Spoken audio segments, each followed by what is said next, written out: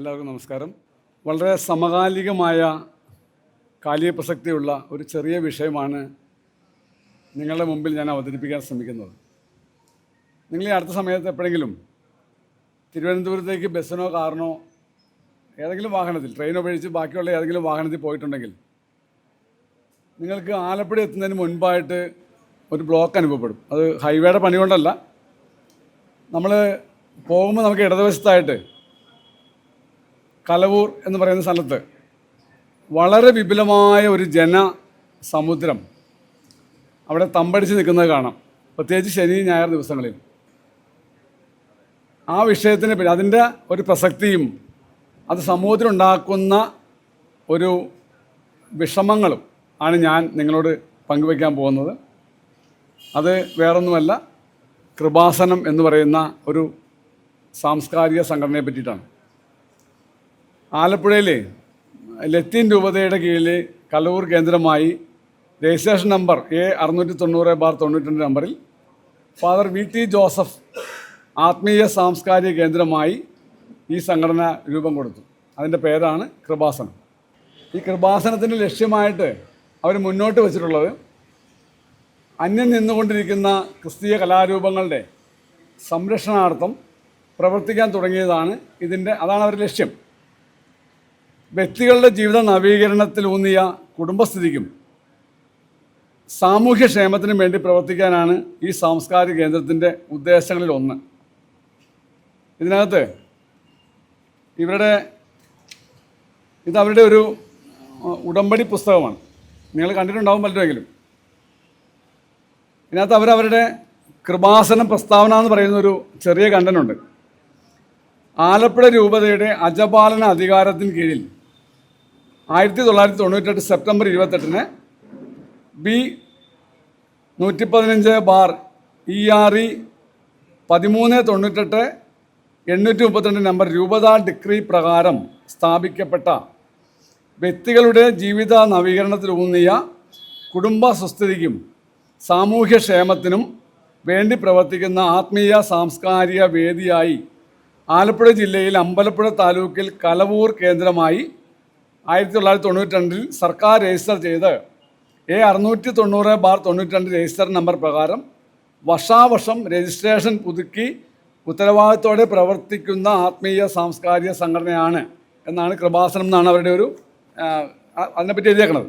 ഇതിങ്ങനെ പോകുന്ന സമയത്താണ് 2004 ഡിസംബർ 7 ഉച്ചയ്ക്ക് 2:30 കൃപാസനത്തിൻ്റെ അൾത്താരയിൽ പരിശുദ്ധ ദൈവമാതാവ് എന്ന് വെച്ചാൽ നിങ്ങൾക്ക് അറിയാമല്ലോ, ക്രിസ്തുവിൻ്റെ അമ്മ, പല പേരിൽ അറിയപ്പെടുന്നുണ്ടെങ്കിലും അതാണ് പരിശുദ്ധ ദൈവമാതാവ് പ്രത്യക്ഷപ്പെട്ടെന്ന് വികാരി VT ജോസഫ് പറയുകയും മെത്രാനും വിശ്വാസികളും ഇത് അംഗീകരിക്കുകയും ചെയ്തു. അതാണ് അവിടെ ഉണ്ടായ ഒരു കഥ.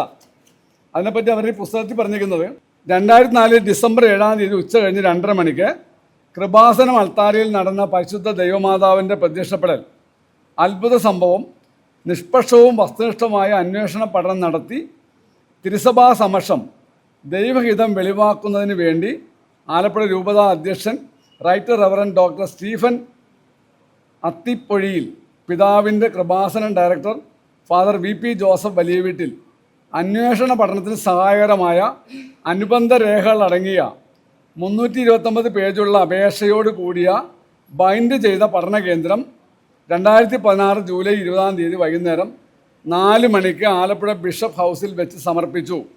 ഡോക്ടർ ഫാദർ VP ജോസഫ് വലിയ വീട്ടിൽ അദ്ദേഹം അവർക്ക് കൊടുത്ത ഈ അത്ഭുതത്തെ പറ്റി കൊടുത്തിട്ടുള്ളൊരു സമക്ഷം കിട്ടിയ റിപ്പോർട്ടാണ്. ഈ അത്ഭുതത്തെ പറ്റിയാണ് നമ്മൾ പറഞ്ഞു പോകുന്നത്. പട്ടിണിയും പരിവട്ടമായിട്ട് കഴിഞ്ഞിരുന്ന തീരദേശ നിവാസികൾ, നമുക്കറിയാം, എല്ലാ സമയത്തും ഒരേപോലെ പണിയെടുത്ത് വരുമാനം ഉണ്ടാക്കുന്ന ആളുകളല്ല ഈ മത്സ്യബന്ധനമായിട്ട് ബന്ധപ്പെട്ട് ജീവിക്കുന്ന ആളുകൾ. അപ്പോൾ അവരുടെ ദുരിതം അകറ്റാൻ വേണ്ടിയിട്ട് മാതാവിനെ സന്നിധിയിലേക്ക് ക്ഷണിക്കുകയും മാതാവിൻ്റെ പ്രത്യക്ഷപ്പെടൽ അദ്ദേഹം പറഞ്ഞ അദ്ദേഹം മാത്രമേ കണ്ടിട്ടില്ല, ഞാനേ കണ്ടുള്ളൂ എന്ന് പറയുന്ന പോലെ അദ്ദേഹം കണ്ടിട്ടുള്ളൂ. എന്തായാലും ആ കാണൽ ഇതിന് തെളിവായി, ഇവരുടെ ഈ കഷ്ടപ്പാടിന് ഉതകുന്നൊരു രീതിയായി അല്ലെങ്കിൽ അതിനുവേണ്ടി തെളിവായിട്ട് ഉയർത്തി കാണിച്ച് കൃപാസനം പള്ളി ഒരു മരിയൻ തീർത്ഥാടനം ആക്കാനും സഭയ്ക്കും VT ജോസഫിനും സാധിച്ചു എന്നുള്ളതും നമ്മൾ കാണുന്നതാണ്. ഞാൻ പറഞ്ഞത് കാണുന്നതാണ്. ഒരു കാര്യത്തെ വളരെ പർവ്വതീകരിച്ച് വലുതാക്കി വളരെ വളരെ താഴേക്കടി ജീവിക്കുന്ന ആളുകൾക്ക് ആഗ്രഹവും അഭിലാഷവും കൊടുത്തു, അല്ലെങ്കിൽ ആഗ്രഹവും അവർക്ക് അതിൻ്റെ ഒരു മൂർത്തീകരണം ഇതിലാണ് എന്ന് കാണിച്ചുകൊണ്ടാണ് അവരെ പ്രലോഭിപ്പിച്ചാണ് വരുത്തുന്നത്. അതിനുശേഷം അത് കുറച്ചങ്ങ് പോയി. 2004 ഡിസംബർ 26 നമുക്ക് എല്ലാവർക്കും അറിയാവുന്ന ഒരു കാര്യമാണ്. ലോകത്താകമാനം സുനാമി എന്ന് പറയുന്ന ഒരു വലിയ കടൽ ഭൂകമ്പം ഉണ്ടായി. നമുക്ക് ഏവർക്കും പരിചയമാണ്. നമ്മൾ ഈ വർത്തമാനകാലത്ത് ജീവിച്ചിട്ടുള്ള ആൾക്കാരെല്ലാം കണ്ടിട്ടുള്ളതാണ് സുനാമിയും കോവിഡും ഒക്കെ. അതിനകത്ത് ലോകത്ത് 2,46,000 പേര് മരിച്ചു. ആ സുനാമി എന്ന് പറയുന്ന കടലിൻ്റെ അടിയിൽ ഉണ്ടായ ഭൂകമ്പത്തിൽ സംഭവിച്ചു. ഇന്ത്യയിൽ 10,000 പേര് മരിച്ചു. ഇത് റെക്കോർഡിലുള്ള കണക്കാണ്, നമ്മൾ പറയുന്നതല്ല. വേളാങ്കണ്ണിയിൽ മാത്രം 2,000 പേര് മരിച്ചു. ആ പള്ളിയിൽ പോയ ആൾക്കാരോ അല്ലെങ്കിൽ അതിന് അനുബന്ധമായിട്ട് ജീവിച്ച ആൾക്കാരോ ആരും ആയിക്കോട്ടെ. അതിനകത്ത് 50 മലയാളികളുണ്ടായിരുന്നു. കേരളത്തിൽ 236 പേര് മരിച്ചു. അത് അഴീക്കൽ, കൊല്ലം അഴീക്കൽ എന്ന് പറയുന്ന, ആലപ്പുഴയല്ല, അഴീക്കലിൽ മാത്രം 143 പേര് മരിച്ചു. കന്യാകുമാരി 612 പേര് മരിച്ചു. ഇനി കുളച്ചൽ, ഇതെല്ലാം പാർട്ടായിട്ട് സ്ഥലങ്ങളാണ്. ഞാൻ പറഞ്ഞ മരിച്ചൊരു കണക്ക് പറഞ്ഞതേ ഉള്ളൂ. ഇതിങ്ങനെ മുമ്പോട്ട് പോകുന്ന സമയത്ത് അവിടെ കഷ്ടപ്പാട് അനുഭവിച്ച കുറേ പേർക്ക് ജീവഹാനി ഉണ്ടായി, കുറേ പേരുടെ സ്വത്തുവകൾ നഷ്ടപ്പെട്ടു, പണിയില്ലാതെ ആയി. ഇതെല്ലാം അനുകൂല സാഹചര്യമാക്കി മാറ്റിക്കൊണ്ട് ഞാൻ ഈ പറഞ്ഞ കൃപാസനം എന്ന് പറയുന്ന ആ ഒരു സംവിധാനം, അല്ലെങ്കിൽ വി ടി ജോസഫ് എന്ന് പറയുന്ന അവിടുത്തെ വികാരി, അല്ലെങ്കിൽ ലത്തീൻ കത്തോലിക്ക സഭ, മെത്രാൻ, ആരും ആയിക്കോട്ടെ, അല്ലെങ്കിൽ അവിടുത്തെ ഒരു വിശ്വാസി സമൂഹം, അവരതിലേക്ക് ഞാൻ ആദ്യം പറഞ്ഞ പോലെ ഒരു മരിയൻ തീർത്ഥാടന പള്ളി എന്ന് പറയുന്നത് വ്യാപകമായ ഒരു പരസ്യം കൊടുത്തുകൊണ്ട് ആളുകളെ അങ്ങോട്ട് ക്ഷണിക്കുകയും ആളുകളുടെ കൊച്ചു കൊച്ചു കാര്യങ്ങൾ, ഞാൻ അതിലേക്ക് വരാം, അത് നടത്തുകയാണ്. 2017 ഒക്ടോബറിലാണ് വി പി ജോസഫിൻ്റെ പുതിയ കണ്ടുപിടുത്തമായ, അദ്ദേഹത്തിൻ്റെ ഒരു കണ്ടുപിടുത്തമാണ് ഞാൻ ഈ ആദ്യം പറഞ്ഞ മരിയൻ ഉടമ്പടി പ്രാർത്ഥന. ഇതൊരു പ്രാർത്ഥനാ പുസ്തകമാണ്. അപ്പോൾ കോഴിക്കോട് രൂപതാ മെത്രാൻ അതിനെപ്പറ്റി പറഞ്ഞൊരു കാര്യമുണ്ട്, ഈ മരിയൻ ഉടമ്പടി പുസ്തകത്തെ പറ്റിയിട്ട്. നമ്മൾ ഓർക്കുന്നത് മെത്രാന്മാരൊക്കെ ഭയങ്കര ബുദ്ധിയുള്ളവരാണ്, അല്ലെങ്കിൽ ഒരു ജനതയെ മുഴുവൻ, ഞാൻ ആമുഖമായിട്ട് കുറേ സാധനമുണ്ട്, അത് ഞാൻ വായിക്കുന്നില്ല. കൃപാസനത്തിൽ നടക്കുന്ന മരിയൻ ഉടമ്പടി ദൈവിക കേന്ദ്രീകൃതമാണ്, ക്രിസ്തു കേന്ദ്രീകൃതമാണ്, പരിശുദ്ധാത്മാ കേന്ദ്രീകൃതമാണ്. സ്നേഹപൂർവ്വം ഡോക്ടർ ബിഷപ്പ് ചക്കാലക്കൽ, കോഴിക്കോട് രൂപതാ മെത്രാൻ, KCBC തിയോളജി കമ്മീഷൻ ചെയർമാൻ. അത് പുള്ളിയുടെ യോഗ്യതയാണ് എഴുതുന്നത്. ഇതാണ് അദ്ദേഹം പറഞ്ഞൊരു കാര്യം. അപ്പോൾ അതിനൊരു മനുഷ്യൻ്റെ അന്ധവിശ്വാസത്തെ ചൂഷണം ചെയ്യുന്ന ഒരു കാര്യം ഒരു വികാരി ചെയ്യുമ്പോൾ, അല്ലെങ്കിൽ ഒരു വികാരി അതിന് മുന്നിൽ നിൽക്കുമ്പോൾ അതിനെ പ്രൊമോട്ട് ചെയ്യുന്ന അല്ലെങ്കിൽ അതിനെ പിന്താങ്ങുന്ന ഒരു സംവിധാനമായിരുന്നു മെത്രാനടക്കമുള്ള ആളുകൾ ചെയ്തതെന്ന് ഞാൻ പറഞ്ഞതിൻ്റെ സാരം. അതിനുശേഷം ആ സമയത്ത് തന്നെ ഒരു കൃപാസനം എന്നൊരു പത്രം ഇറക്കി. നിങ്ങൾ കണ്ടിട്ടുണ്ടോ എന്ന് എനിക്കറിയാൻ പാടില്ല. അത് പണ്ടത്തെ ഒരു വചനോത്സവ മാസികയുടെ ഒരു ലുക്കിലായിരുന്നു. ഇതാണ് ആ പത്രം. ഇത് ചെറിയ സംവിധാനമല്ല, അതാണ് ആദ്യം മനസ്സിലാക്കേണ്ടത്. 18 ഭാഷകളിൽ, ഇന്ത്യയിൽ 18 ഭാഷകളിൽ ഈ പത്രമുണ്ട്. അപ്പോൾ നമ്മളുടെ ആ ഒരു ഇത് എവിടം വരെ വ്യാപിച്ചു, ഇതിൻ്റെ നെർവ് എവിടെ വരെ പോയിട്ടുണ്ടെന്ന് നമ്മൾ ആലോചിക്കേണ്ട കാര്യമാണ്. 18 ഭാഷകളിൽ. ഇതതിന് ശേഷം ഇതിൻ്റെ പ്രവർത്തനം മുമ്പോട്ട് പോകുന്നു. 2018 നമുക്കറിയാം വെള്ളപ്പൊക്കം ഉണ്ടാകുന്നു. നമുക്ക് വളരെ നഷ്ടമുണ്ടായി. നമ്മുടെ നാട്ടിൽ കുറേ പേർക്ക് ജീവിതം, വീട്, നമ്മുടെ കൂടെ തന്നെ പലർക്കും വീടൊക്കെ നഷ്ടപ്പെട്ടവരുണ്ട്. ഞാൻ പറഞ്ഞ അതൊരു പ്രശ്നമുണ്ടായി. 19 ഈ നൂറ്റാണ്ടിലെ നമ്മൾ അടുത്ത നൂറ്റാണ്ടിൽ ഇപ്പോൾ കാണുമെന്ന് അറിയാൻ പാടില്ല, ഈ ഇതുപോലത്തെ ഒരു രോഗം, കോവിഡ് മഹാമാരി വരുന്നു. അത് ഈ ദുരിതങ്ങളെല്ലാം അതെല്ലാത്തിനും അത്താണി കൃപാസനമാണെന്ന് കാണിച്ചുകൊണ്ട് വളരെ വ്യാപകമായ ഒരു പരസ്യം അവരുടെ യൂട്യൂബ് ചാനലുണ്ട് അവർക്ക്. ഇതെല്ലാം വഴി കൊടുക്കാൻ തുടങ്ങി.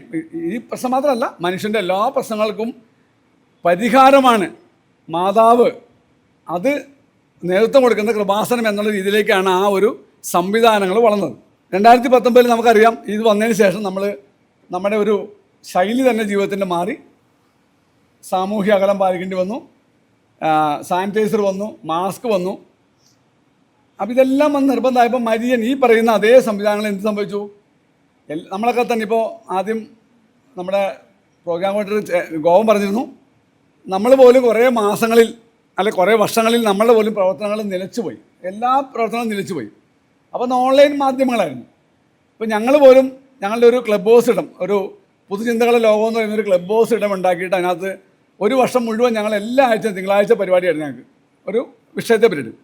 അപ്പോൾ ഇതുപോലെ മാറി, അവരും കാലഘട്ടത്തിനനുസരിച്ച് മാറിയിട്ടാണ് അവരും സംഭവിച്ചു. ഇത് ഓൺലൈൻ, ഈ ഉടമ്പടി പത്രത്തിൻ്റേത് മരിയൻ ഉടമ്പടി പദ്ധതിയും പ്രയോഗവും ഓൺലൈനാക്കി അവരിറക്കി. എന്നുവെച്ചാൽ മനുഷ്യൻ്റെ എങ്ങനെയാണോ മനുഷ്യൻ്റെ മനോഭാവം അല്ല അവൻ്റെ ജീവിത രീതി പോകുന്നത് ആ തലത്തിലേക്ക് മാറുന്നു എന്നേ അർത്ഥാക്കുന്നുള്ളൂ. അപ്പോൾ അതങ്ങനെ പോയി.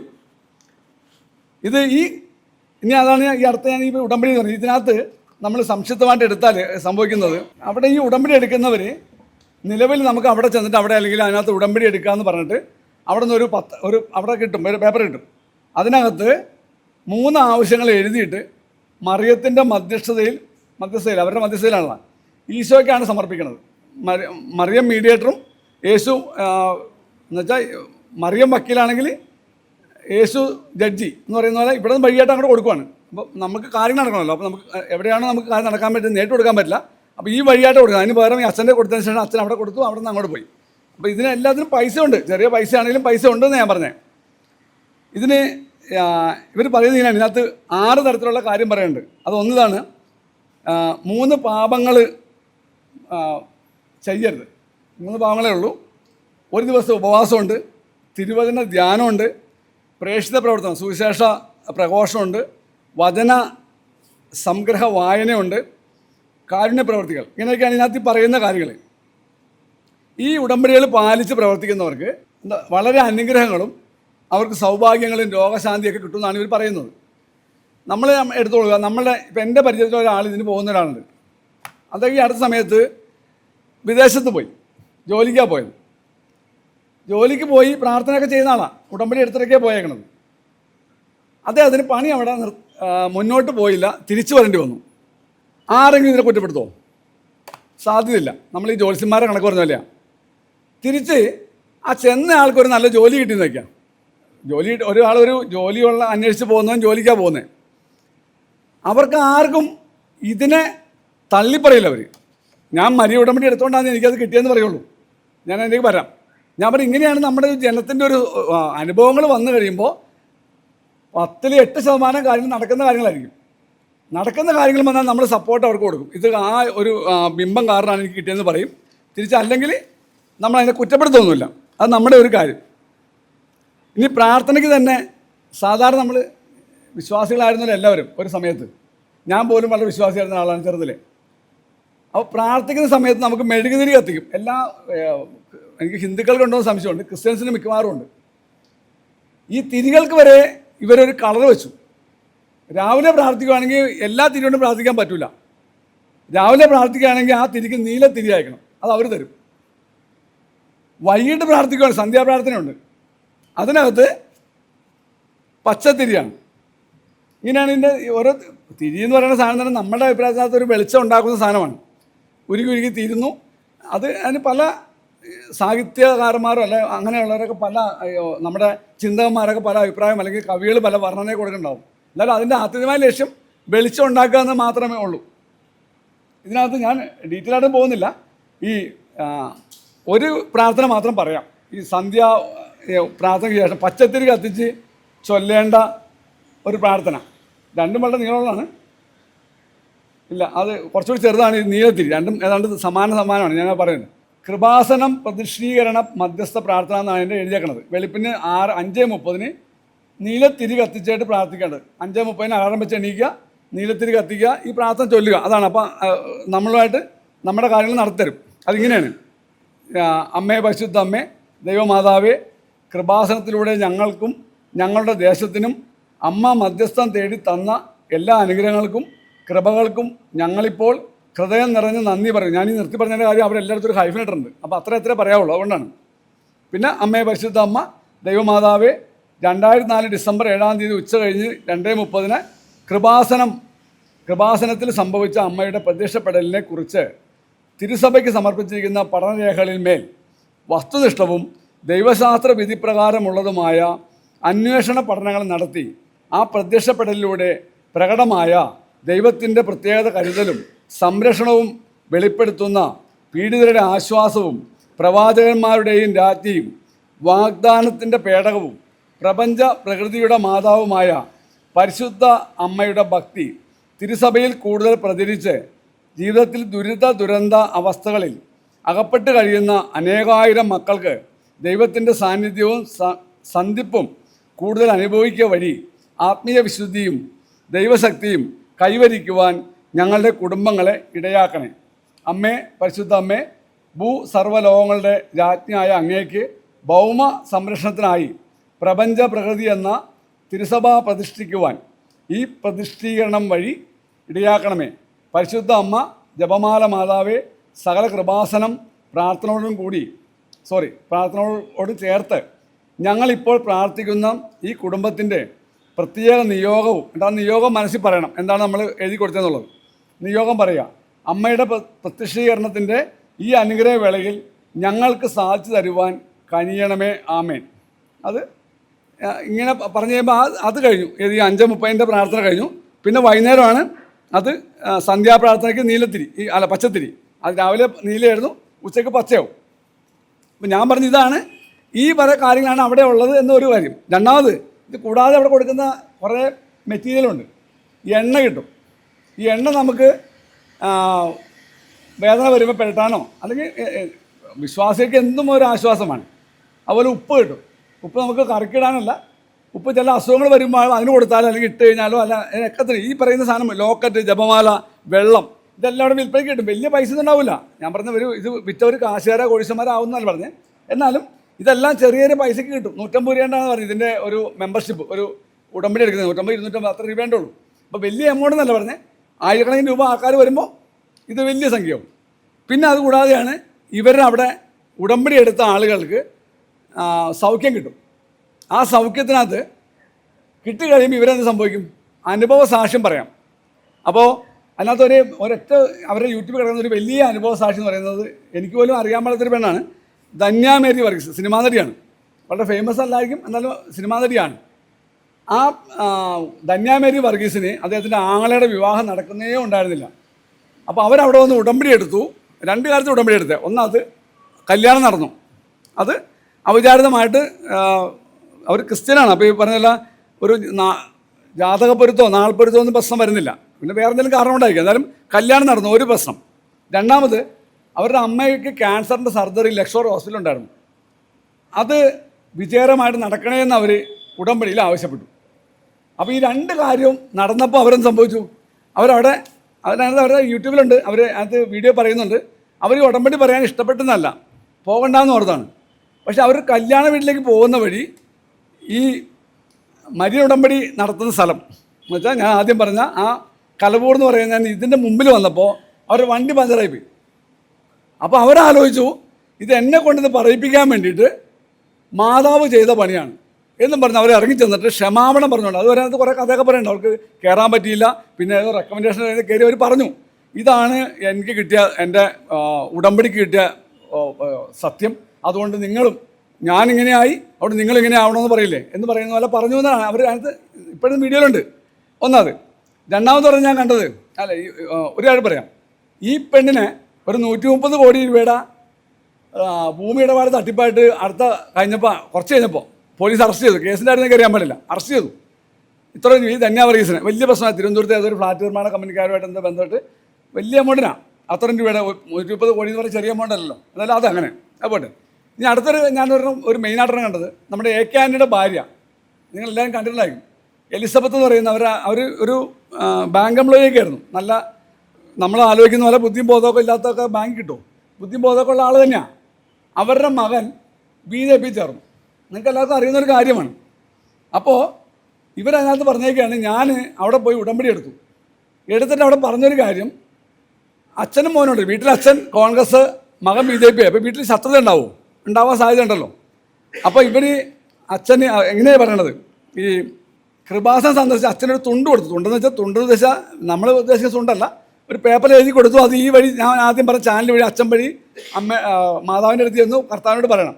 അപ്പോൾ ആ തുണ്ട് കൊടുത്തപ്പോൾ അച്ഛൻ എൻ്റെ കാക്കൾ വെച്ച് പ്രാർത്ഥിച്ചപ്പോൾ അച്ഛൻ പറഞ്ഞു, ഇത്രയും നാളും BJP വെറുത്തുകൊണ്ടിരിക്കുന്ന നീ BJP വെറുക്കണ്ട. BJPയുടെ ശത്രുതയൊക്കെ ആദ്യം ഞാൻ പറഞ്ഞില്ലേ, നമ്മൾ മനസ്സിലുള്ള വെറുപ്പുകൾ ഒഴിവാക്കണമെന്ന്.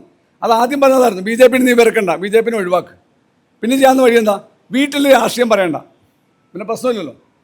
ആന്റണി കോൺഗ്രസിൻ്റെ കാര്യവും അനിൽ ആന്റണി അവിടെ BJPയുടെ പക്ഷവും പറഞ്ഞാൽ വീട്ടിൽ പ്രശ്നമാവില്ലേ?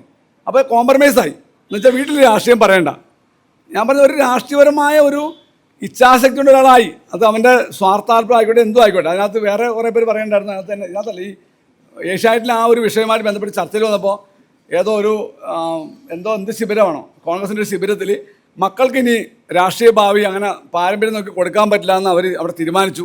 അതുകൊണ്ടാണ് പുള്ളി പോയെന്നൊക്കെ ഒരു അഭിപ്രായം. ഞാൻ അദ്ദേഹം പറഞ്ഞില്ല, ഞാൻ പറഞ്ഞത് ഈ രണ്ട് കാര്യങ്ങളും പ്രബലമായിട്ട് ഈ യൂട്യൂബിലുണ്ട്. ഇനി ബാക്കിയുള്ള എടുത്താലോ അത് രസം. നമ്മൾ ചെറിയൊരു കാര്യങ്ങളല്ല, കല്യാണം മുടങ്ങിയ യുവതികൾ ഇഷ്ടം പോലെ അവിടെ പോയി ഉടമ്പടി എടുത്തു നടന്നു. ഇനി പ്രത്യക്ഷത്തിൽ കാണാത്ത, ഞാൻ പ്രത്യക്ഷത്തിൽ കാണാത്ത പറയുന്നത്, ഇപ്പോൾ നമുക്ക് ആമാശയത്തിൽ ക്യാൻസർ നമുക്ക് കാണാൻ പറ്റില്ല, ഗർഭാശയ മുഴ കാണാൻ പറ്റില്ല, യൂട്രസിനകത്ത് അല്ല, അങ്ങനെയുള്ള നമുക്ക് ആന്തരികം നമുക്ക് പ്രത്യക്ഷത്തിൽ കാണാൻ പറ്റാത്ത അനേക രോഗങ്ങൾ അവിടെ പോയി ഉടമ്പടി എടുത്ത് സൗഖ്യമായി. നിങ്ങൾക്ക് അതിൻ്റെ വീഡിയോ നിങ്ങൾക്ക് അത് കയറി കഴിഞ്ഞാൽ കാണാം. എന്തായാലും അതങ്ങനെ. പക്ഷെ ഇവിടെ വിവാദമായത് എന്തായിരുന്നു അറിയാമോ? അതിനകത്തൊരു വിവാദമായി. ഒരു സ്ത്രീക്ക് വിവാഹം നടക്കുന്നില്ല. അപ്പോൾ അവരുടെ അമ്മ ഈ കൃപാസനം പത്രം അരച്ച് ചമ്മന്തിയാക്കി അവർക്ക് ഭക്ഷണത്തിന് കൂടെ കൊടുത്തു. ഒരു ദിവസം കൊടുത്തു, കുഴപ്പമില്ല.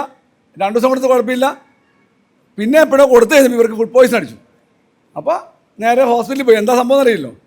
ചെന്നപ്പോൾ അവിടെ ഡോക്ടർ ചോദിച്ചു, എന്താ നിങ്ങൾ കഴിച്ചത്? അപ്പോൾ ഇത് പറയൂലല്ലോ. അപ്പോൾ അത് കഴിച്ചു, ഇത് കഴിച്ചു. അവസാനം എന്തായാലും ഡോക്ടറോട് പറഞ്ഞു ഇങ്ങനെ പത്രം അരച്ച്. അപ്പോൾ എന്ത് പത്രം വെച്ചപ്പോൾ അങ്ങനെ പത്രം എന്നല്ലേ പറയുള്ളൂ. അപ്പോഴാണ് പറഞ്ഞത് കൃപാസനം പത്രം അരച്ച് കൊടുത്തു ഇതിൻ്റെ കൂടെ, കല്യാണം നടക്കാനാണ്. അപ്പോൾ അത് നമ്മുടെ മാധ്യമങ്ങൾ അങ്ങോട്ട് ആഘോഷിച്ചു. അപ്പോൾ ഉടനെ എന്ത് സംഭവിച്ചു? അതൊരു കാര്യം. രണ്ടാമത് വേറൊരു മഹാൻ പെട്രോള് ടാങ്കിനകത്ത്, നമ്മൾ ബൈക്ക് ഓടിക്കാൻ പെട്രോൾ അടിക്കണം. പെട്രോൾ ടാങ്കിൽ കൃപാസനം മുറിച്ച് എത്ര മന്ദബുദ്ധികളാണെന്ന് ആലോചിക്കുക. മുറിച്ച് പീസാക്കിയിട്ട് അതാക്കി കിട്ടും. അപ്പോൾ പുള്ളി പറയുന്നത് മൈലേജ് കൂടുതൽ കിട്ടുന്ന വണ്ടി കുറച്ചപ്പോൾ നിന്നു. ഇത് ഇങ്ങനെയുള്ള തികച്ചും നമുക്ക് തോന്നുന്ന ബാലിശമായി നമുക്ക് നമ്മളുടെ ഒരു വിദ്യാഭ്യാസം പോലും ഇല്ലാത്തവർക്ക് തെറ്റാണെന്ന് തോന്നുന്ന ചില അടിസ്ഥാനപരമായി തെറ്റാണെന്ന് നമ്മൾ കരുതുന്ന അതിലും മോശമായ കാര്യങ്ങൾ ചെയ്തുകൊണ്ടാണ് ഇത് ഒന്ന് കുപ്രസിദ്ധിയായി. അപ്പോൾ ഉടനെ തന്നെ ഈ അച്ഛൻ അതിനകത്തൊരു അടുത്ത പ്രാവശ്യം മുതൽ ഇതിങ്ങനെ ഞങ്ങളാരെയും ചുമതലപ്പെടുത്തിയിട്ടില്ല, ഇങ്ങനെ ചെയ്യാൻ പാടില്ല എന്ന് പറഞ്ഞിട്ട് അച്ഛൻ ഒരു അതിനകത്ത് ആ മാസികയുടെ താഴെ കൊണ്ട് ഒരു ലേഖനം വെച്ചു, ഇങ്ങനെ ചെയ്യാൻ പാടില്ല എന്ന് വേണ്ടി. എന്തോ ആയിക്കോട്ടെ, ഞാൻ പറഞ്ഞത് ഇങ്ങനെയാണ് ഇതിനകത്ത് ഓരോരോ കാര്യങ്ങൾ വന്നു കിടുന്നത്. ഇവരുടെ 1.32 മില്യൺ സബ്സ്ക്രൈബേഴ്സ് ഉണ്ട് ഇവരുടെ ചാനലിൽ. അതിൻ്റെ വരുമാനം ഉണ്ടോ എന്ന് ചോദിച്ചാൽ വരുമാനം വാങ്ങിക്കില്ല എന്ന് അദ്ദേഹം പറയണത് എനിക്കറിയില്ല. ഇപ്പോൾ യൂട്യൂബിൻ്റെ മുതലാളി കാശ് ഇവർക്ക് നിലവിൽ കൊടുക്കുമായിരിക്കും. ഇനി കൊടുത്താൽ വേണ്ടെന്ന് പറയാനുള്ള വകുപ്പുണ്ടോ എനിക്കറിയില്ല. അപ്പോൾ അത്രയും രൂപ ഈ പറയുന്ന ഈ വീഡിയോ വഴി അവർക്ക് കിട്ടുന്നുണ്ടാവാം. ഇനി കിട്ടിയില്ലെങ്കിൽ കുഴപ്പമില്ല. കിട്ടിയില്ലെങ്കിൽ നിങ്ങൾ അവിടെ നോക്കിയാൽ മതി. അനുബന്ധമായ സംഘത്തിൽ അവിടെയുള്ള എല്ലാ കാര്യങ്ങളും ഇവരുടെയാണ്. ഇപ്പോൾ ഒരു ഉദാഹരണം ഞാൻ പറയാം. നിങ്ങൾ കലൂർ പോയിട്ടുണ്ടാവും. കലൂർ നമ്മളെല്ലാവരും പണ്ട് പ്രാർത്ഥിക്കാൻ പോയി വെച്ചാൽ പ്രാർത്ഥിച്ചാൽ കാര്യം നടക്കുന്ന സെബസ്ത്യാനോസ് ആണെന്ന് തോന്നുന്നു, ഏതൊരു പുണ്യാണ് ആ കലൂരുള്ള ഇത്. അവിടെ ആ പള്ളിയുടെ ചുറ്റുവട്ടത്തുള്ള എല്ലാ സ്ഥലങ്ങളും എല്ലാ കെട്ടിടവും പള്ളിയുടെ. ഇപ്പോൾ വാടകയ്ക്ക് കൊടുക്കുന്ന പള്ളിയുടെ സ്ഥലമാണ്. വണ്ടിയുടെ പാർക്കിങ്ങിനുള്ള സ്ഥലം പള്ളിയുടെയാണ്. പിന്നെ മെഴുകുതിരി വിൽക്കണം. അത് ഞാൻ പറയും ഇതിങ്ങനെ കൂട്ടമായിട്ട് നമ്മൾ ഓരോന്ന് വാങ്ങിക്കുവാണ്. അപ്പോൾ ആ സ്ഥലത്ത് മുഴുവൻ ഡെവലപ്മെൻറ്റ്സ് ഇവരുടെ ഭാഗമേ നടക്കുകയുള്ളൂ. അപ്പോൾ പൈസകൾ ഇവർക്ക് വരാനുള്ള വഴികൾ, ആൾക്കാർ കൊടുക്കുന്ന 150 രൂപ 130 രൂപ 200 രൂപ അല്ല, ഇതല്ലാതെ തന്നെ പൈസ വരാനുള്ള വഴികൾ ഇഷ്ടംപോലെ ഉണ്ട് എന്നാണ് ഞാൻ അതിനകത്ത് പറഞ്ഞത്. ഇനി രണ്ടാമതൊരു കാര്യം, ഇതെല്ലാം നടക്കുമ്പോൾ തന്നെ കത്തോലിക്ക സഭ അവരുടെ സ്വന്തം നേതൃത്വത്തിലാണ് ഇഷ്ടംപോലെ ആശുപത്രികൾ പണിയുന്നത്. ഇപ്പം നമുക്ക് എറണാകുളത്തുള്ളതല്ലേ, നമുക്കറിയാം. ഇപ്പോൾ Lisie hospital, Lourdes, Rajagiri, Marian medical Pala, Caritas, ഇനി Kuravilangad Devamatha college, PS mission Maradu, Amala hospital Thrissur, jubilee mission hospital Thrissur, ഇങ്ങനെ 100 ഹോസ്പിറ്റലുകൾ. ഞാൻ ചുരുക്കൊരു സ്ഥലമാണ് പറഞ്ഞത്. ഇത്രയും ഹോസ്പിറ്റലുകൾ നടത്തുന്നുണ്ട്. ഇവർക്ക് നിലവിൽ ഇതിനകത്ത് അവിടെ ഞാൻ ഈ പറഞ്ഞ ഈ സംവിധാനത്തിനകത്ത് വിശ്വാസമുണ്ടെങ്കിൽ, ഈ അച്ഛന്മാർക്ക് ആർക്കെങ്കിലും വിശ്വാസം ഉണ്ടെങ്കിൽ, അപ്പോൾ അവരെന്താ ചെയ്യേണ്ടത്? അവർ നിലവിൽ അവിടെ വരുന്ന പേഷ്യൻറ്റിനെ നോർമലി ഒരു ചീട്ട് കൊടുത്ത് അങ്ങോട്ട് വിടുകയല്ലേ വേണ്ടത്. അതവർ ചെയ്യുന്നില്ല. അപ്പോൾ അവർക്ക് അതിനകത്ത് വിശ്വാസമില്ല, ഒരു കാര്യം. രണ്ടാമത്, ഇനി മാതാവ് എന്ന് പറയുന്ന ഒരു സംവിധാനം ഞാൻ ആദ്യം പറഞ്ഞു, ദൈവത്തിൻ്റെ ക്രിസ്തുവിൻ്റെ അമ്മ എന്ന് പറയുന്ന ഈ മാതാവ്. ഈ മാതാവിൻ്റെ പേരിൽ 1000 പള്ളിയുണ്ട്. നിങ്ങളെടുത്ത് നോക്കിയാൽ നിങ്ങളുടെ നാട്ടിൽ കാണും. ഇപ്പോൾ എനിക്കറിയാവുന്ന ചുരുക്കി ഞാൻ പള്ളിയുടെ വരുന്നത്, ഇപ്പോൾ വേളാങ്കണ്ണി മാതാവ് ഈ മാതാവ് തന്നെയാണ്. അവിടത്തേക്കുള്ള റിക്രൂട്ട്മെൻറ്റ് വെച്ചാൽ ഇഷ്ടംപോലെ ആൾക്കാർ ഇപ്പോഴും ആഴ്ച, എൻ്റെ സ്വന്തം സഹോദരി കഴിഞ്ഞ ആഴ്ച വേളാങ്കണ്ണി പോയിട്ട് വന്നുള്ളൂ. ഇവിടെ നിന്ന് ടൂർ കൊണ്ടുപോകും. വണ്ടിക്കാർ പാക്കേജായിട്ട് നമ്മൾ പൈസ കൊടുത്താൽ ഇവിടെ നിന്ന് വൈകുന്നേരം കൊണ്ടുപോകും, ഭക്ഷണം കൊടുക്കും, രാവിലെ അവിടെ കൊണ്ടുചെല്ലും, കുർബാന കാണിക്കും, വൈകുന്നേരം കൊണ്ടുവരും, പിറ്റേ ദിവസം കൊണ്ട് വിടും. ടൂറാണ് ഞാൻ പറഞ്ഞത്. ഇങ്ങനെ പോകുന്ന ഇഷ്ടംപോലെ പള്ളികൾ ഇപ്പോഴുണ്ട്. ഇനി വല്ലാർപാടം, അതൊരു മാതാവിൻ്റെ പള്ളിയാണ്. ലൂർദ് മേരി, തൈക്കാട്ടമ്മ എന്ന് പറയുന്നത് എൻ്റെ നാട്ടിലൊരു പള്ളിയാണ്. വിശുദ്ധ മേരി, അമലോത്ഭവ മാതാവ്, കന്യാകുമാരി, ഇനി 100 കണക്കിന് വേറെ കിട്ടും. ഞാൻ പറഞ്ഞത് അവിടങ്ങളെല്ലാം ഉള്ള മാതാവിന് ഇല്ലാത്ത എന്ത് ഗുണമാണ്, അല്ലെ എന്ത് മേന്മയാണ്, അല്ലെ എന്ത് കഴിവാണ് ഇവിടെയുള്ള ഈ പറയുന്ന ഈ കൃപാസനം മാതാവിനുള്ളതെന്ന് ഇവർ വ്യക്തമാക്കണമെന്നാണ് നമ്മളുടെ ഒരു അഭിപ്രായം. പിന്നെ അടുത്തൊരു കാര്യം, നമ്മൾ ഭിന്നശേഷി ബാധിതരെന്ന് പറയുന്നത് വിളിക്കുന്ന ഒരു വിഭാഗമുണ്ട്. ഇപ്പോൾ ഏറ്റവും നമുക്ക് അടുത്ത് പറയാവുന്ന ഒരു സ്ഥലമാണ് ആലുവ കീഴ്മാട് അന്ധവിദ്യാലയം. അനേകമായി നമ്മളെപ്പോലും പലപ്പോഴും വിളിക്കും ഈ സംഭാവന കൊടുക്കാൻ വേണ്ടിയിട്ട്. ഇവർക്ക് കഴിവുണ്ടെങ്കിൽ, അല്ലെങ്കിൽ ഇവർക്ക് ഈ പറയുന്ന സമൂഹം കൽപ്പിച്ച് നൽകി, അല്ലെങ്കിൽ അവർ ഉണ്ടാക്കിയെടുത്ത, അല്ലെങ്കിൽ എന്തോ ആയിക്കോട്ടെ, ഞാൻ ഈ പറഞ്ഞ പോലെ ഇത് ചെയ്യുന്നവർക്ക് അവർക്ക് ആ കഴിവുണ്ടെങ്കിൽ ഈ കീഴ്മാട് അന്ധവിദ്യാലയത്തിലെ 10 പിള്ളേരെ വിളിക്കാം, ഞങ്ങൾ നിനക്ക് കണ്ണ് തരും. എന്തിനാണെന്ന് പറഞ്ഞാൽ നമ്മളൊക്കെ പാട്ടും പാടി വിശ്വാസമാവൂലേ ഒറ്റ ദിവസം കൊണ്ട്? നമുക്കിത് തെളിവില്ലാത്തതുകൊണ്ട് നമ്മൾ മാറ്റി വയ്ക്കുന്നത്. ഇതൊന്നും നടക്കില്ല. സർക്കാർ ആശുപത്രി വേണം നേടിയല്ലോ, സർക്കാർ ആശുപത്രി അല്ല, നമ്മുടെ ഹോസ്പിറ്റലിൽ നേടിയല്ലോ. അവശത അനുഭവിക്കുന്ന ആളുകൾ, ചികിത്സയ്ക്ക് പൈസ ഇല്ലാണ്ടിരിക്കുന്ന ആൾക്കാർ, അവിടും പറയാമല്ലോ, നിങ്ങൾ ഇത്രയും കഷ്ടപ്പാടൊന്നുമില്ലെന്നേ, ഒരു കൃപാസനം മാതാവിൻ്റെ അടുത്ത് വരിക, ഒരു ഉടമ്പടി തരിക, നിങ്ങളുടെ അസുഖം തീർന്നു എന്ന് പറഞ്ഞാൽ ആരെ പോവാത്തെ. ഇതിനൊന്നും ശാസ്ത്രീയമായ പിൻബലമില്ല. ഇനി ഞാൻ ആദ്യം പറഞ്ഞ കാര്യത്തിലേക്ക്, പ്രത്യക്ഷത്തിൽ കാണുന്ന ഒരു കാര്യത്തിന് ഇവർക്ക് ഉത്തരം പറയാൻ പറ്റില്ല. ഏറ്റവും ഉദാഹരണത്തിന് കോങ്കണ്ട് മാറ്റാൻ പറ്റുമോ? കോങ്കണ്ട് മാറ്റാൻ പറ്റുമെങ്കിൽ നമുക്ക് സമ്മതിക്കാം. കഷണ്ടി മാറൂല. അകാലനര, ഇനി പാണ്ട്, ഇപ്പോഴും നമ്മുടെ യൂട്യൂബിൽ പൊന്തകോസ് ഉപദേശിയുണ്ട്. പുള്ളിയുടെ മുഖത്ത് മുഴുവൻ പാണ്ട. പുള്ളി ദൈവത്തിൻ്റെ പ്രതിപക്ഷമായിട്ടിരുന്ന ആൾക്കാരുടെ സൗഖ്യം പ്രാപിക്കുകയാണ്. അപ്പോൾ പുള്ളിയുടെ ഒരാളും ചോദിച്ചിട്ടില്ല എന്തുകൊണ്ടാണ് നിങ്ങളുടെ പുള്ളിക്ക് പാണ്ട് എന്തുകൊണ്ടാണ് മാറ്റാൻ ചോദിച്ചിട്ടില്ല.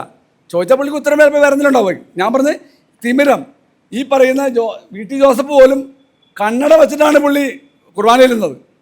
അതൊന്നും മാറ്റാനുള്ള ഒരു സംവിധാനമെങ്കിലും പുള്ളി കർത്താവിനോട് പറഞ്ഞ, അല്ലെങ്കിൽ മാതാവ് വഴി ഒന്ന് ചെയ്തു കൊടുക്കേണ്ടതാണ് എന്നാണ്. ഇനി ഏറ്റവും പുതിയത്, ഇപ്പം ഈ കഴിഞ്ഞ മാസം നവംബർ 4 പുതിയ മാർപ്പാപ്പ വന്നു, ലയോ 14. അദ്ദേഹത്തിൻ്റെ നിർദ്ദേശപ്രകാരം ആഗോള കത്തോലിക്ക സഭ കന്യാമറിയത്തെ എന്ന് പറയുന്നത് ഇപ്പോൾ ഇവരൊക്കെ പറയുന്ന മാതാവ് സഹരക്ഷകയോ മധ്യസ്ഥയോ ആക്കുന്നത് വിലക്കിക്കൊണ്ട് പ്രസ്ഥാനം ഇറക്കി. ഇപ്പോൾ നമുക്ക് മാധ്യമങ്ങളിൽ അറിയാൻ കഴിഞ്ഞാണ്, ബാക്കി ഡീറ്റെയിൽ നമുക്കറിയില്ല. KCBC കൃപാസനത്തെക്കുറിച്ച് പഠിക്കാനൊരു കമ്മീഷനെ വെച്ചിട്ടുണ്ടെന്നും വാർത്ത വരുന്നുണ്ട്. എന്തായാലും കുറച്ചുകൂടി പോസിറ്റീവായിട്ടാണ് കാര്യങ്ങൾ പോകുന്നതെന്ന് തോന്നുന്നു. ഒന്ന്, ഇനി നിങ്ങൾ തിരുവനന്തപുരത്ത് SIT ഹോസ്പിറ്റലിൽ പോയിട്ടുള്ള കുറേ പേരുണ്ടാവുമായിരിക്കും. അവിടെ അതിൻ്റെ തൊട്ടുവാതിക്കൽ ശില്പി ആര്യനാട് രാജേന്ദ്രൻ പണിത ഒരു അമ്മയും കുഞ്ഞും പടമുണ്ട്, ഒരു ശില്പം. ആരോ ഒരാൾ, അമ്മയും കുഞ്ഞും ആകുമ്പോൾ സ്വാഭാവികമായിട്ട് അത് മാതാവും ക്രിസ്തു ആവാം. പ്രസവത്തിന് പോകുന്ന ആൾക്കാർ പ്രസവത്തിന് കയറി കഴിയുമ്പോൾ ഇവിടെ കൊണ്ട് മെഴുകിലെത്തിക്കും. കുറച്ച് കഴിഞ്ഞപ്പോൾ ഇവർക്ക് മനസ്സിലായി, ഹോസ്പിറ്റലുകാർക്ക് മനസ്സിലായി ഇത് പോകുന്നത് എങ്ങോട്ടാണെന്നുള്ളത്. പ്രാർത്ഥന, വഴിപാട്, പിന്നെ വേണമെങ്കിൽ അവിടെ കൊണ്ട് എന്തെങ്കിലുമൊക്കെ ആയും അവർ അവിടെ കൊണ്ട് വലിയ ബോർഡ് വെച്ചു, ഇത് ഇന്ന ശില്പി ആര്യനാട് രാജേന്ദ്രൻ പണിത ഒരു ശില്പമാണ്, ഇതുമേലെ കൊണ്ടുവന്ന് മെഴുകി കത്തിക്കലോ ഇതൊന്നും ചെയ്യരുതെന്ന് വിലക്കി. നമ്മുടെ ഒരു മനോഭാവം ആലോചിക്കുക, എന്തെങ്കിലും കണ്ടാൽ മതി നമുക്ക്. ഇതുപോലുള്ള ഈ പറയുന്ന പോലെ തന്നെയുള്ള സ്ഥാപനങ്ങൾ ഉണ്ടാക്കുന്ന ഭവിഷ്യത്തുകൾ അനവധിയാണ്. അതാണ് നമ്മൾ ഇതിനെതിരെ പ്രതികരിക്കുന്നതിൻ്റെ കാരണം. ഇവർക്ക് വിശ്വാസിക്ക് ഒരു വിശ്വാസത്തോടനുബന്ധിച്ച് എന്തെങ്കിലും മാറ്റം കിട്ടുകയാണെങ്കിൽ നമുക്ക് കുഴപ്പമൊന്നുമില്ലെന്നേ. ഇതൊരു സാമൂഹ്യ വിപത്താണ്. എന്താണ് വിപത്ത്? ഒന്ന്, നമ്മുടെ ഈ ഒരാൾക്ക് ചികിത്സ അത്യാവശ്യമുള്ള അസുഖങ്ങളുണ്ടാവും, അല്ലാതെ അസുഖങ്ങൾ മാറി. ഇപ്പോൾ പലര് സൈക്കാട്രി ചികിത്സയ്ക്ക് പോകുന്ന ആൾക്കാർക്ക് ചിലപ്പോൾ മെൻ്റലി അവർക്ക് അല്ലെങ്കിൽ മനഃശാസ്ത്രപരമായിട്ടൊരു മെസ്സേജ് കൊടുത്താൽ മാറുന്ന അസുഖങ്ങളുണ്ടാവും. പക്ഷെ ചികിത്സ വേണ്ട നിർബന്ധമുള്ള അസുഖങ്ങളുണ്ട് അനവധി. ഇപ്പോൾ ഒരാൾക്ക് ക്യാൻസർ വന്നു, ഫസ്റ്റ് സ്റ്റേജിൽ ക്യാൻസർ കണ്ടുപിടിച്ചാൽ നമുക്ക് ചികിത്സിച്ചാൽ അത് ഭേദമാക്കാൻ പറ്റും. അതൊരു അവസ്ഥ ആവില്ല 2-3 സ്റ്റേജ് ആകുമ്പോൾ. ഇവിടെ പോയി ഇവർ ഇത് പറഞ്ഞ് നിങ്ങളുടെ സൗഖ്യമാക്കി വന്ന് വിടുന്നു. അത് കൂടിയാൽ ഇത് ആരും ഉത്തരവാദിത്തം പറയും. ഒന്നില്ലെങ്കിൽ ഇവരെ അതിനെതിരെ നടപടിയെടുക്കാനുള്ള ഒരു സംവിധാനം വേണം. അതില്ലല്ലോ. ഇനി രണ്ടാമത് എന്താ, നമ്മുടെ ക്രിട്ടിക്കൽ തിങ്കിങ്, വിമർശനാത്മകമായ നമ്മുടെ ചിന്തയെ ഇത് നിരുത്സാഹപ്പെടുത്തുവാണ്. ഒരാൾ ആലോചിച്ച് വരുമ്പോൾ തന്നെ അവൻ്റെ പറയുകയാണ് നീ ഇന്നതാണ്, അല്ലെങ്കിൽ ഇന്നതുകൊണ്ട് ഉത്തരം ഉണ്ടെന്നേ. ബൈബിൾ പറയുമ്പോൾ, ഭഗവത്ഗീത പറയുമ്പോൾ അങ്ങനെയല്ലേ, ഇതിന് ഉത്തരം അവിടെ ഉണ്ടെന്ന് പറഞ്ഞാൽ പിന്നെ നമുക്ക് മറുപടി ഒന്നും ഇല്ലെന്നേ. പക്ഷെ നമ്മൾ എന്തുകൊണ്ടാണ് ചിന്തിക്കുന്നത്? ചിന്തിച്ച് കഴിയുമ്പോൾ ഒരു ഉത്തരം നമുക്ക് കണ്ടെത്തുകയാണ് നമ്മൾ. അല്ലെങ്കിൽ അതിനകത്ത് ആ ഉത്തരം അന്വേഷിച്ച് പോകുമ്പോൾ ശാസ്ത്രീയമായ പിൻബലത്തോടെയുള്ള ഉത്തരങ്ങൾ നമ്മൾ കണ്ടെത്തണം. ഇനി ഈ ഒരു ഇത് വെച്ചിട്ടുള്ളൊരു ഏറ്റവും വലിയൊരു ഭവിഷ്യത്താണ് നമ്മുടെ രാഷ്ട്രീയ നേതാക്കന്മാരെ അല്ലെങ്കിൽ ഭരണകർത്താക്കളെ ഇവർ സ്വാധീനിക്കുന്നുണ്ട് ഭയങ്കരമായിട്ട്. നമ്മളെടുത്ത് നോക്കുക, ഓരോ ഇലക്ഷൻ വരുമ്പോഴും മതങ്ങൾ അല്ലെങ്കിൽ ജാതികൾ കാണിക്കുന്ന സ്വാധീനം എന്ന് പറയുന്നത് ചെറുതല്ല. അത് നമ്മളുടെ ഭരണഘടനയ്ക്ക് എതിരാണ്, മനുഷ്യത്വപരമല്ല, മാനവികമല്ല. അതുകൊണ്ടാണ് നമ്മളതിനെ എതിർക്കുന്നത്. ഇതുകൊണ്ട് വിശ്വാസികൾക്ക് സംഭവിക്കുന്ന കുഴപ്പം എന്താ? ഇവരീ കൊടുക്കുന്ന പൈസ അല്ലെങ്കിൽ ഇവരീ കൊടുക്കുന്ന വരുമാനം കൊണ്ടാണ് ഈ മതങ്ങൾ കൊഴുക്കുവാണ്. സാമ്പത്തികമായി, സാമൂഹികപരമായി ഇവർ ഒരു വലിയ വൃന്ദം ഉണ്ടാക്കി അതിൻ്റെ മുകളിൽ നിന്ന് നമ്മളെ നോക്കി അട്ടഹസിക്കുകയാണ്. അതാണ് ഇത് ഭവിഷ്യത്ത്. ഞാൻ അവസാനിപ്പിക്കുകയാണ്. ഞാനൊരു വളരെ വലിയ പ്രഭാഷണമൊന്നുമല്ല, ചെറിയൊരു പ്രഭാഷണമാണ് പറഞ്ഞത്. കേരളത്തിൽ സാംസ്കാരികമായി വിദ്യാഭ്യാസപരമായി വളരെ മുന്നിലാണെന്നാണ് നമ്മളുടെ എല്ലാം ധാരണ.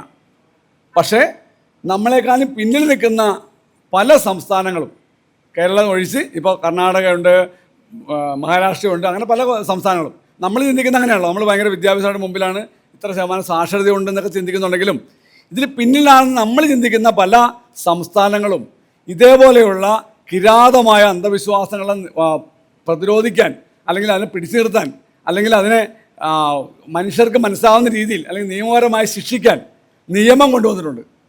ആ നിയമം എത്ര വരെയും വിലപ്പെട്ടതാണെന്നോ എന്തോരം നിൽക്കുമെന്ന് നമുക്കറിയാൻ പാടില്ല. ഇപ്പോൾ ഒരു നിയമമാണ്, ദൈവം എന്ന് പറയുന്ന ഒരു സാധനം അന്ധവിശ്വാസം എന്ന് വെച്ചാൽ നമുക്ക് അന്ധവിശ്വാസമാണ്, പക്ഷെ അവർക്ക് ആവണമെന്നില്ല. പക്ഷെ അതതിനകത്ത് ആ നിയമത്തിൽ വരില്ല.